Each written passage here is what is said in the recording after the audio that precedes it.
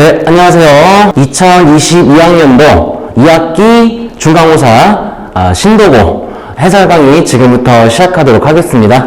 저는 퍼시 수학학원의 전임 강사 이주영이고요.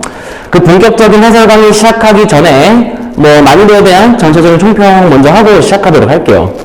일단 1학기 때 신도고 시험을 봤던 친구들은 알겠지만은 그때 몹시 어려웠었어, 맞지? 그래서 이번 시험 대비 때 걱정 많이 했을 것 같은데 어때요? 그때보다는 좀 쉽지 않았나? 물론 모의고사형 문제도 좀 덜어 출제가 되긴 했었지만은 1학기 때 비해서는 전체적으로 좀 무게가 가벼워졌다, 이렇게 얘기할 수 있겠어요.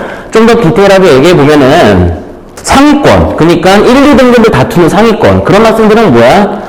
어지간한 교과서나 시중교재 문제 당연히 다 풀어봤겠고 여러 모의고사 문제도 많이 연습해본 친구들 한해서는 문제가 되게 쉽지 않았을까? 객관식 후반 17번, 18번 문제가 그나마 어렵다고 했지만은 이 정도는 그렇게 풀이가 많이 필요한 것도 아니고, 서술형 마지막 문제는 물론 문제가 되게 크고 길긴 하지만 결국에 사실 17번 문제랑 크게 다를 게 없었어요. 그냥 합산함수 그래프 그리기? 그냥 이런 거 정도? 그러니까 되게 어려운 그런 사고력을 요하는 문제는 없었다는 거죠. 그래서 1, 2등급, 그러니까 그런 상위권 친구들에게는 좀 쉬운 시험이었다. 반면에 한 3, 4등급을 다투는 중상위권 학생들에게는 되게 좀 치열하지 않았을까. 물론 그 학생들에게도 그렇게 어려운 시험은 아니었지만 모든 문제가 그렇게 원활하게 풀리고 그러지는 않았을 것 같아. 그리고 하나 더, 선생님이 사실 신도고 학생들을 포함해서 거의 모든 학생들에게 한 얘기가 뭐냐면, 내신 시험을 대비할 때는 마치 특히 우리 중학교 때 습관으로 이어져서 암기식으로 대비를 한다든가 교과서 문제만 개쌀딱 외운다든가 이런 식으로는 통하지 않습니다. 아셨어요? 특히 신도고는 더욱더 그래요. 자, 좀 더 얘기해볼게요. 자, 신도고 학생 잘 들어요. 이번 시험이 조금 쉬웠다고 하지만은 그 다음 시험이 이 정도로 쉽게 나올 거라는 보장은 전혀 없습니다. 자, 신도고등학교는 어느 생각부터 한 올해 정년쯤부터 지조를 확실히 지키고 있어요. 마치 작은 수능 문제처럼, 작은 수능 시험처럼 치러주고 있는 거야. 무슨 얘기냐면은, 물론 평년들도 내지만 객관식 후반부에 약 2-3문제, 많으면 4문제, 그리고 서술형에서 한 문제에서 2문제를 꼭 모의고사식 문제로 출제를 한다고요. 실제로 모의고사 문제를 그대로 따와서 출제하는 경우도 많고, 선생님 생각에 서술형 마지막 문제나 이런 거는 서술형 문제에서 한두 문제 같은 경우에는 직접 학교생들이 아마 문제 제작을 하시는 것 같아. 그런 식으로 모의고사형 문제를 계속 지속적으로 대비를 하시는 게 좋겠다, 이렇게 말씀드릴 수 있겠습니다.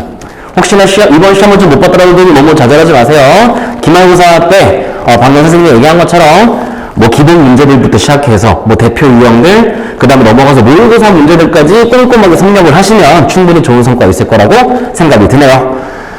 좋습니다. 총 3문제 풀어볼 거예요. 꼭 문제 난이도에 따라서 제일 어려운 3문제를 푼다라기보다도 여러분들이 특정 단원의 문제들을 풀 때 어떤 자세로 풀어야 한다, 이제 이런 걸 좀 강조하고 싶어서 그런 의미에서 12번 문제, 그리고 17번 문제, 그리고 18번 문제 이렇게 보겠습니다. 서술형 마지막 문제는요, 17번 문제와 풀이가 굉장히 비슷합니다. 알겠죠? 좋습니다. 자, 본격적으로 시작해 보도록 할게요. 12번부터 같이 보도록 하죠. 자, 12번 문제. 산수기하 평균 문제고요.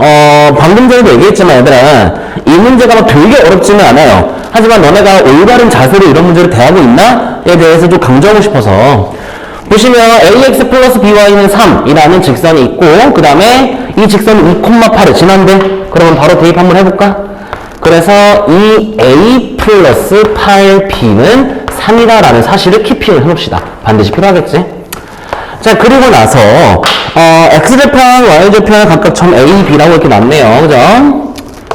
그랬을 때 5a 플러스 5b의 최소값은 나와 있네요. 자, 5a 플러스 5b의 최소값 밑줄치시고, 여러분은 산술기하 평균의 쓰임새를 정확히 알고 있나요? 자, 산술기하 평균. 산술기하 평균의 쓰임새는 크게 두 가지라고 할 수 있겠죠? 두 대상의 합의 최소를 구할 때, 그리고 두 대상의 곱의 최대를 구할 때. 맞아? 그래서 특히 이번 시험 대비해서 이렇게 두 대상의 합의 최소값을 구하여라 라고 나온다면은 재빠르게 이거 산술기하 평균이구나. 산술기하 평균을 그래프를 이용한 문제가 되겠구나. 바로 빠르게 판단해 주셔야겠지? 그러면 분명히 얘가 이용이 될 것이고 얘를 이용해서 누구의 최소값을 구해야 되지? 즉 OA 플러스 OB를 식으로 표현해줘서 얘를 활용하여 산술기하까지 같이 이용해서 최소값을 구해주시면 되겠네요. 자, 그럼 바로 볼까요? 하란 대로 하면 되지 않을까? 네.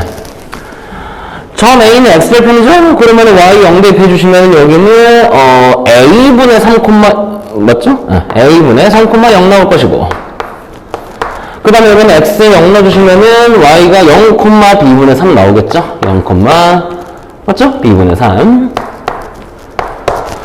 자, 그래서 5A 플러스 5B 그냥 하면 어떻게 됩니까? 5A 플러스 5B A분의 3 플러스 B분의 3이 되겠네요. 우리 이 녀석의 최소값을 구해야 돼요. 누구를 이용해서? 얘를 이용해서. 오케이. 자, 이건 일종의 테크닉입니다. 선생님 수업 들은 친구들 알겠지만은, 봐봐. 두 대상의 합의 최소값을 구할 때는 곱해서, 간단히 되는지 빠르게 판단해 보시고, 그게 안 된다 하면은, 식을 적절히 변형시켜줘야 되는 거 맞지? 이럴 때는 어떻게 해요? 에라, 모르겠다고 얘랑 얘를 곱해주면 된다고 얘기했어. 무슨 얘기야?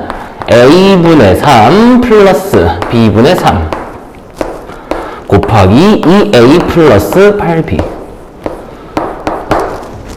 식 정리해주시면은 6 플러스 이게 6이죠? 이렇게 하면은 A분의 24B 플러스 B분의 6A 플러스 24가 되겠네요. 그래서 30 플러스 A분의 24B 플러스 B분의 6A네. 자, 잘 봐요. 내가 이거 왜 곱했냐면 이 녀석은 산술기하에 집어넣었자 어때요? 식이 정돈이 안 돼요. 하지만 이 녀석 어때? 이 녀석을 산술기하에 평균에 넣은다면은 곱하기 하면서 A, BB가 다 사라지겠구나 바로 볼 수 있겠죠? 그래서 이 녀석이 산술기하에 평균 쓰시면 어떻게 되니? 2 루트 집어넣으시면 이게 몇이지? 이게 몇이죠? 24 곱하기 6 얘는 64, 24 144, 루트 144가 되겠네요. 그리고 12지? 그래서 24보다 크거나 같다 이렇게 나오네요. 끝까지 봐요. 그러면 이거 전체 30 플러스 이거의 최소값은 어떻게 되겠어요? 30 플러스 24에서 54를 최소값으로 가지는 거 맞지? 맞죠? 근데 이거 다 아니죠? 그 보기 1번에 있나? 이거 아니죠? 왜? 우리는 지금 이거 착각하지 마세요. 우리는 지금 이 녀석의 최소값을 구해야 되는 거잖아요. 그치? 근데 이 식 전체의 최소값이 지금 54인 거지. 근데 얘는 3이잖아. 그치? 전체 식의 최소값이 54고 이게 3이니까는 이 분홍색 부분은 최소값이 어떻게 되겠어요? 18이라고 할 수 있겠네요. 맞죠? 해서 답은 1번이 아니라 5번이 되겠습니다. 산술기하 평균 계산 문제만 풀면 안 돼. 이렇게 그래프나 도형을 이용한 활용 문제도 적극 연습해 주셔야 된다는 점 기억하시고 17번 문제로 바로 넘어가 볼게요. 17번 문제로 가고요. 이 문제는 별표 치시고 이번 시험에서 가장 어렵기도 하고 가장 좋은 문제가 아니었나 생각이 좀 드네요. 자, 이 유형은요. 이렇게 적어볼까? 합성함수 형태의 방정식 이렇게 적어주세요. 합성함수 형태의 방정식 문제. 이번 시험 기간에서 이번 시험 대비해서 가장 어려운 까다로운 유형 중 하나였던 걸로 기억하는데 자, 합성함수 형태의 방정식은요 크게 두 가지 풀이를 생각해 주셔야 돼요. 첫 번째, 합성함수 그래프를 직접 그려서 푸는 거. 근데 이거는 가능한 안 하는 게 좋지? 왜냐면 합성함수 그래프 그리는 게 워낙 까다롭고 오래 걸리니까. 그리고 두 번째는 치환을 통해서 해결하는 방법이 있었죠. 치환을 통해서. 그러니까 뭐 주어진 방정식에서 뭐 fx가 반복이 된다든가 맞지? 그렇게 해서 fx를 t로 치환해서 하는 풀이. 지금 그걸 얘기하는 거야. 그 두 가지 중에서 어떤 방법을 써야 될까 빠르게 판단해 주셔야 돼요. 문제 보시면 fx 그냥 이렇게 주어졌습니다. 그래프까지 이렇게 그려봤고 그랬을 때 이 방정식의 실근이 4개가 나와야 된대요. 조금 다른 식의 질문이지? 보통은 이걸 그냥 식으로 온전히 주어주고 실근을 구하라, 실근의 개수를 구하라 문제인데 이건 좀 역으로 이제 물어보는 문제였어요. 자, 빠르게 판단해볼까? 이 녀석을 합성함수 그래프를 그리지 않고 풀 수가 있을까를 접근해보는 거야. 근데 뭐 같은 게 반복되는 것도 없고 여기서 fx를 t로 치환한다고 했을 때 물론 풀 수는 있어요. 그러니까 저 fx를 t로 치환해서 ft 플러스 k는 0이다. 해서 이 방정식의 실근이 4개다라고 접근해도 답은 구할 수 있는데 보시다시피 k가 뭔지 모르니까 미정상태다 보니까 오히려 더 헷갈릴 수가 있겠어. 그래서 과감하게 이 문제는요. 합성함수 그래프를 그리는 문제로 접근해 볼게요. 오케이? 그려볼게. 자, 그럼 봐봐. 그러면 조금만 이양해주면은 더 식이 좀 쉬워질 것 같은데 무슨 얘기냐면 f 합성 fx는 마이너스 k 이렇게 되지. 그치? 이 방정식의 실근이 4개다라고 해도 되는 거 맞지? 그럼 어때? f 합성 y는 f 합성 fx와 y는 마이너스 k라는 상수함수와의 교점이 4개다 이렇게 풀어줄 거야. 오케이? 나쁘지 않죠? 그래서 빠르게 봅시다. f 합성 f 그리기. 자, 다 연습이 되셨나? 자, f 합성 f 그냥 자 쉽게 생각해서 fx가 지금 이거잖아요? 그치? 그러면 이 f 합성 f니까 이 x 자리에다가 몽땅 다 fx를 집어넣는다 이렇게 생각하면 되겠지. 그래서 자 f 합성 fx는요. 자 볼까요? fx-5 언제? fx가 0보다 크거나 같을 때. 그리고 마이너스 fx 마이너스 5 언제? fx가 0보다 작을 때 이렇게 되겠죠. 자 그러면 하나하나 좀 다듬어 볼까? 일단 fx가 0보다 크거나 같을 때라는 건 이 그래프가 0보다 크거나 같을 때니까 이 부분과 이 부분이지? 근데 여기가 마이너스 5고 5잖아요? 그치? 그래서 이건 어떻게 쓸 수 있겠어? fx가 0보다 크거나 같다는 거는 x가 마이너스 5보다 작거나 같거나 혹은 5보다 크거나 같을 때 이렇게 적을 수가 있겠고 반대로 fx가 0보다 작을 때는 어떻게 됩니까? 마이너스 5보다 크고 5보다 작을 때 이렇게 얘기할 수 있겠죠. 그쵸? 그러면 얘 칸이 되려나? 칸이 되나? 해볼게. 자 그러면 끝까지 봐요. f 합성 fx는요 마이너스 5보다 작거나 같거나 5보다 크거나 같으면 식이 이렇게 생겼어요 라는 뜻이야. 그치? 마이너스 5보다 작거나 같을 때랑 5보다 크거나 같을 때 fx 마이너스 5라는데 근데 이 구간에서 함수식은 얘고 이 구간에서 함수식은 얘란 말이야. 그러니까 무슨 얘기냐면은 구간을 더 나눠야 되겠어. 구간을 더 나눠야 돼요. 마이너스 5보다 작거나 같을 때랑 5보다 크거나 같을 때 fx가 다르니까요. 그래서 x가 마이너스 5보다 작거나 같으면 그때는 fx 마이너스 5인데 그때 fx가 이거지? 즉 이렇게 생겼지? 그래서 마이너스 x 마이너스 5에서 5를 뺀 거니까 이런 식으로 생겼을 거고 그 다음 5보다 크거나 같다는 뭐 이따가 적을게요. x가 5보다 크거나 같으면 그때도 fx 마이너스 5인데 이번에는 여기서 뺀 거고 그래서 x 마이너스 10 이렇게 되겠네요. 계속 봅시다. 이것도 그렇지 않니? 마이너스 5부터 5까지 마이너스 fx 마이너스 5인데 0을 기준으로 왼쪽 오른쪽이 그래프가 다르죠? 그래서 이번에도 구간을 나눠줍시다.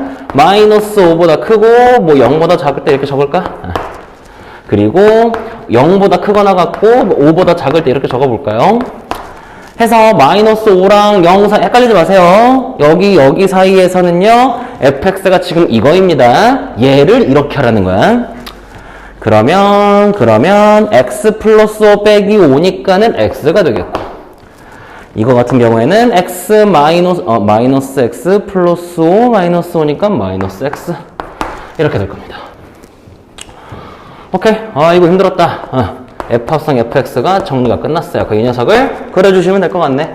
여기 그리기 조금 좁을 것 같아. 그치? 여기 지우고 다시 그릴게요. 자, 그래서 다 끝났어. 다 끝났습니다.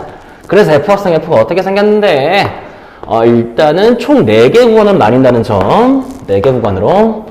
첫 번째로 마이너스 5보다 작거나 같을 때 여기보다 작거나 같을 때 이렇게 생겼대요. 그러면 마이너스 5, 마이너스 5를 지나면서 여기 이렇게 지나면서 그러니까 기울기 마이너스니까 뭐 이렇게 생겼겠고 그 다음에 여기도 0까지는 x니까 이렇게 그 다음은 마이너스 x 그러면은 5, 마이너스 5니까는 뭐 이렇게 그리고 5보다 크거나 같을 때 이렇게 생겼어요.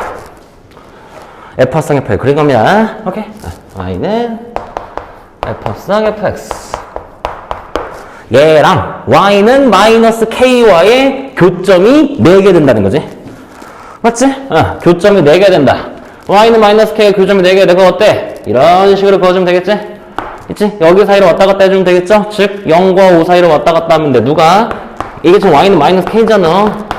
마이너스 k가 마이너스 5와 좀 밑에다 적을까요?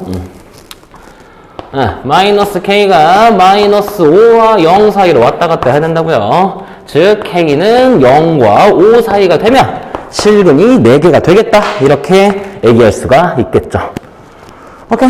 조금 까다로운 문제였어요. 그렇게 해서 답은 4번인 것 같아요. 좋습니다. 이렇게 17번 문제까지 풀어봤고 마지막으로 18번 문제 같이 보도록 할게요. 한 3년 전인가 모의고사에서 출제됐던 문제였는데 자, 일단 이거 먼저 얘기할게. 이 18번 문제 유형은요, 선생님 수업 들은 친구들은 많이 들었겠지만 함수의 추론입니다. 함수의 추론.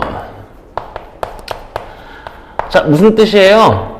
주어진 함수가 어떻게 대응되는지 정확히 안 알려줘요. 주어진 단서들을 통해서 각각이 어떻게 대응되는지를 추론하고 유추하는 문제가 되겠어요. 이런 문제는 방법이 어떻게 보면 하나밖에 없습니다. 아주 단순한 방법이야. 어떻게?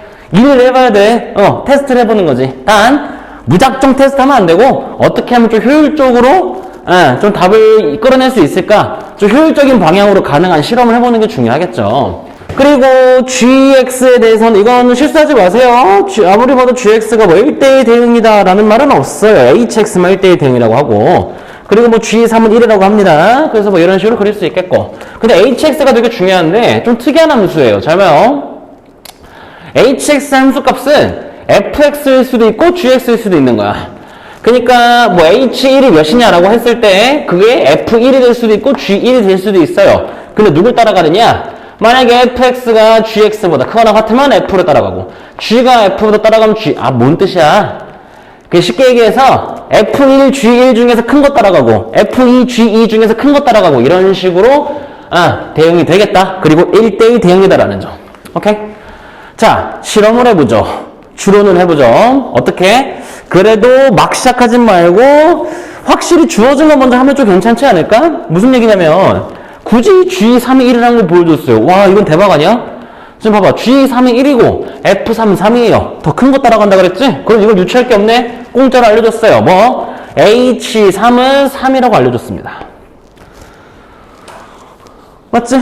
그러면 암묵적으로 어때? 암묵적으로 나머지 함수값들은 1 또는 2 또는 4한테만 꽂히겠구나. 이렇게 생각이 가능하겠죠. 그치?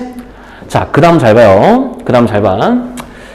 그러면 이제 누가 뭐 1로 가고 누가 2로 가고 할까? 뭐 gx에 대해서는 아무것도 알려준 것도 없고, 맞지? 그러면 이 fx 그래프를 계속 뚫어져라 보는 거지. 이걸 통해서 hx에 대해서 내가 알 수 있는 게 없을까? 계속 보게 되면은, 자, 이거에 좀 집중할 수 있어. 얘들아, 큰 값을 따라간다 그랬잖아. 그러면 일단 4라는 거에 좀 집중을 해볼까요? 무슨 뜻이냐면 아무리 봐도 있잖아. fx는 4로 함수값을 가지는 게 없어요. 근데 hx는 1대1 대응이다 보니까 어때? 4로 꽂히는 게 뭐 하나 있어야 되지 않겠어? 그치? 다시 얘랑 얘 비교했을 때 그러니까 1, 2, 4 중에서 함수값을 비교했을 때 누군가는 4를 찍었을 거 아니야? 그치? 근데 봐봐요. fx는 지금 4를 찍은 게 없어요. 맞아? 근데 여기 집중해봐. 여기 f1이 3이거든?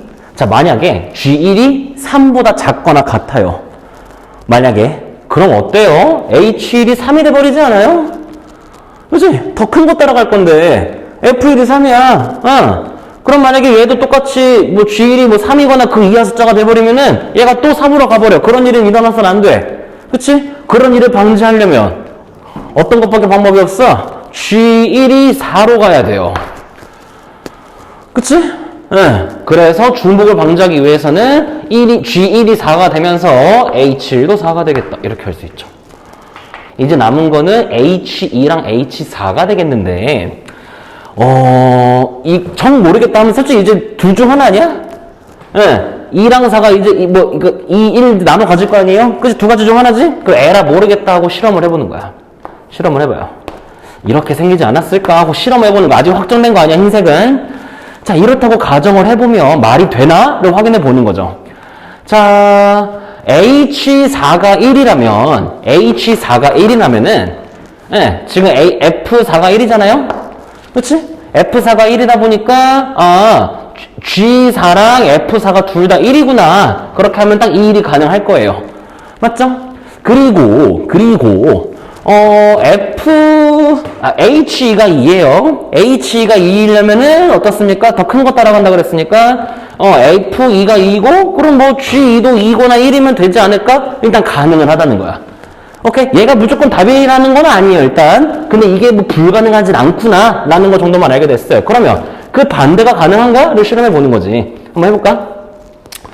그 반대를 실험해 볼까요? 그러니까 H2가 1이고, H2가 1이면서 H4가 2인 건 가능할까? 해봤는데 얘는 불가능합니다. 눈치챘나요? 어때요? H2가 1이면 그러면은 F2랑 G2 중에서 제일 큰 게 1이라는 건데 이미 F2가 2잖아요. 그치? 그럼 이렇게 될 수가 없는 거 맞지? 그래서 방금 전에 첫 번째 실험했던 내용이 맞았었나봐요. 좀 지저분하네. 미안해요.